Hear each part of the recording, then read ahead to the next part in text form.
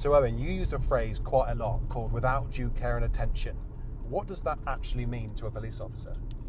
So, driving without due care and attention, or careless driving, is driving at a standard that is below that expected of a careful and competent driver.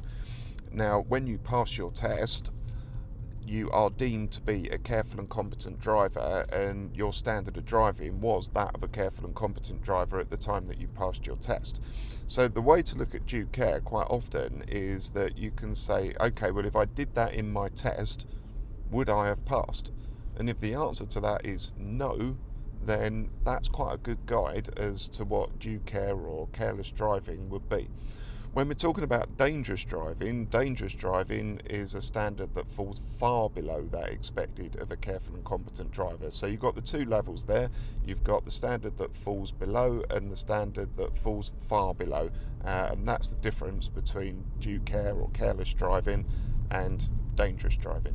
So for example, if you were to be eating while driving, say you had a sandwich in one hand and maybe you had your vape in the other and you were holding the wheel at the same time, that would be a prime example of driving without due care and attention. Potentially, but you've also got not in proper control of the vehicle for that kind of offence. So, if you're doing something and you're not in proper control of that vehicle, then that would be that offence.